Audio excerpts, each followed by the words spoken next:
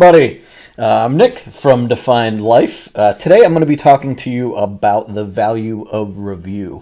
I finished a book yesterday, started a new book today, and just going through the whole review process, had a couple of thoughts going through it. So I thought I'd talk about that in today's session.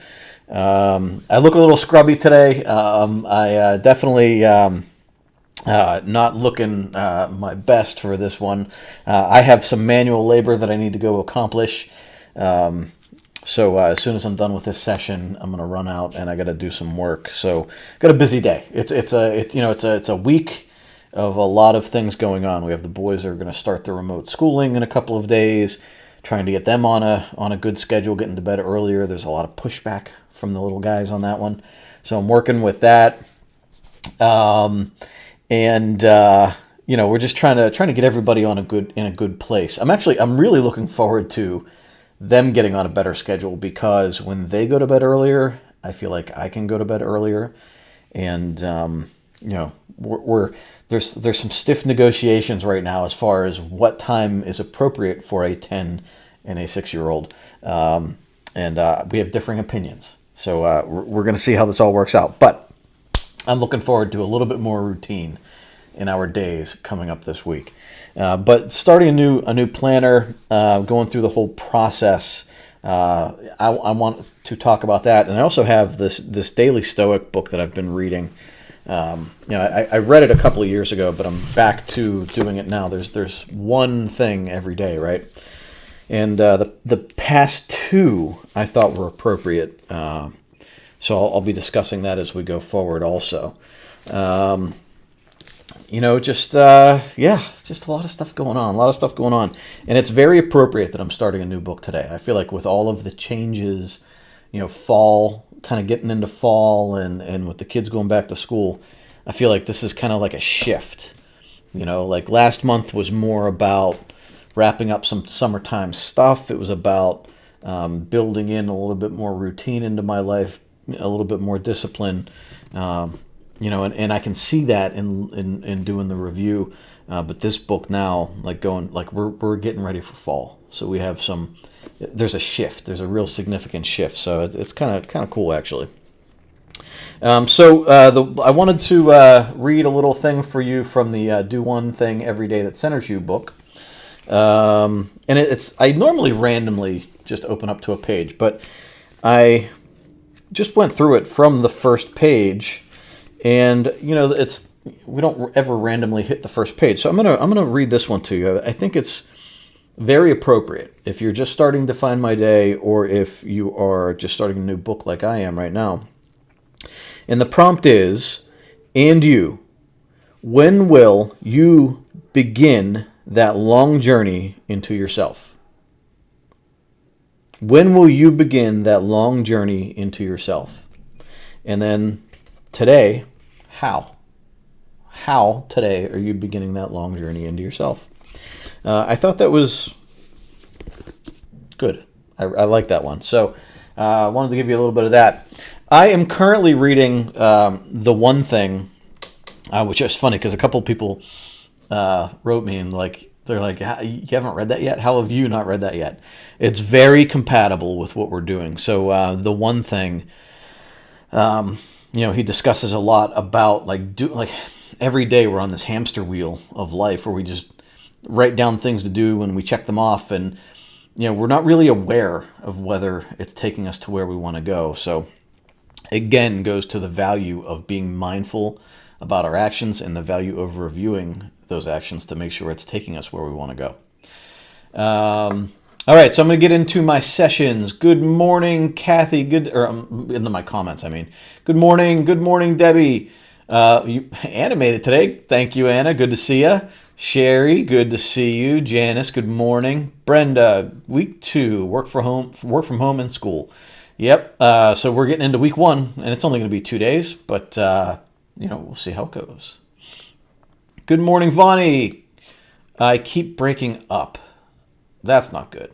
Anybody else having that problem? It might be an internet problem.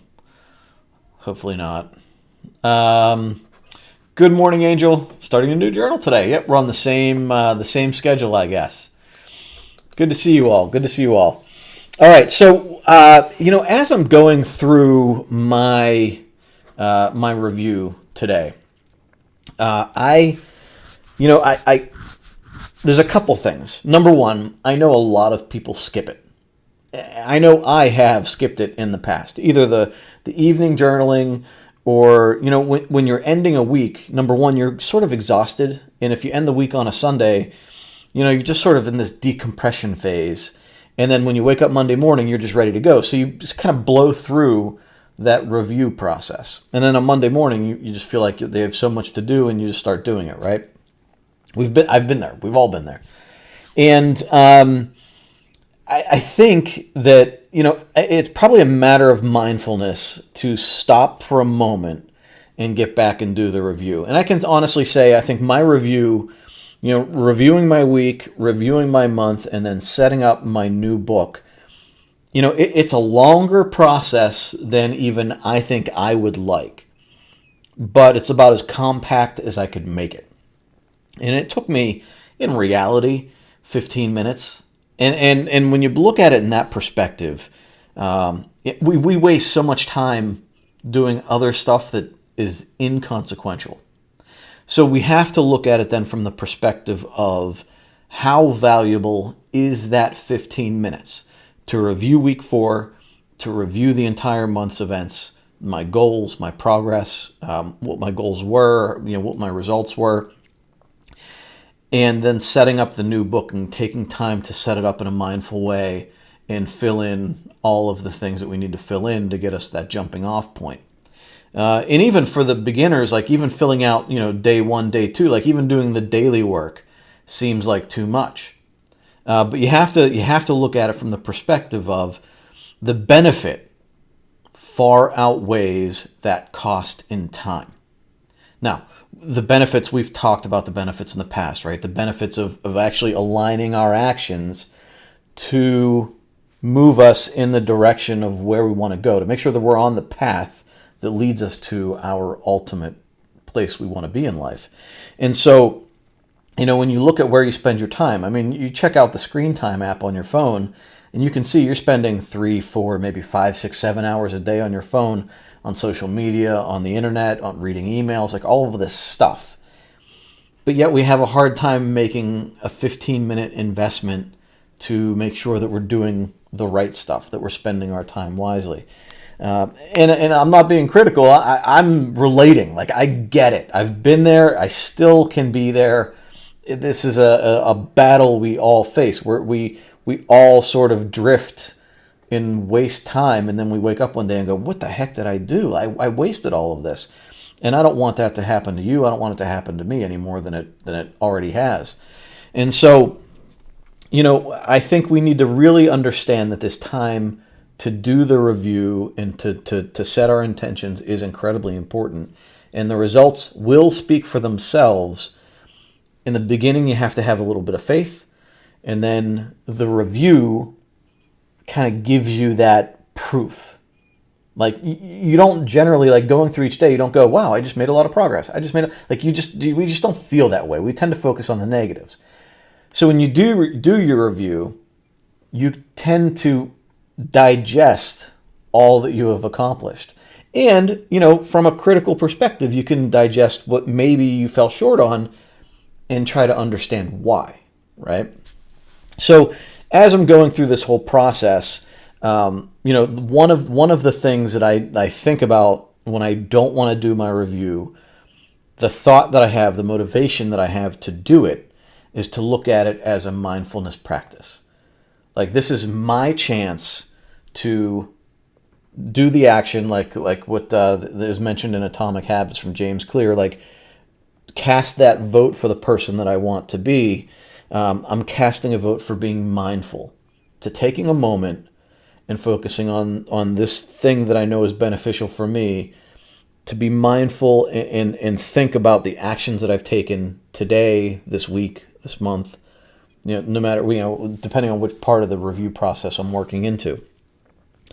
Now, when I go back A lot of times we only go back to look at our monthly goals, once a week when we're writing down our milestones, hopefully, or at the end of the month. But sometimes we blow through it and don't even look back at those goals we set for ourselves. So part of that mindfulness practice is moving back to that first few pages and looking at the looking at the goals that we had set for ourselves.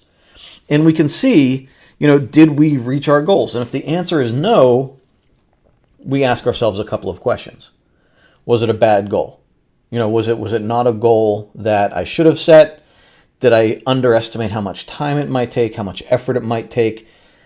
Did I think it aligned with where I wanted to go, but as I got into it, I realized that it wasn't the right decision for me? Like, there's a lot of things you can, like in the questions in there, why didn't I reach my goals, or what can I do to be better? Like, any of these questions, there's no real wrong answer. It's not trying to persecute you or be critical. It's mainly like to help you understand why I didn't accomplish it.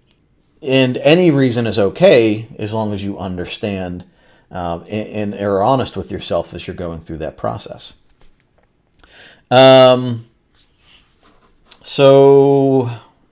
I'm looking at the comments here. Everybody seems to be breaking up. The video is breaking up. All right. I'm going to keep going. I'm going to have the recording, and I will I'll have the recording available for you.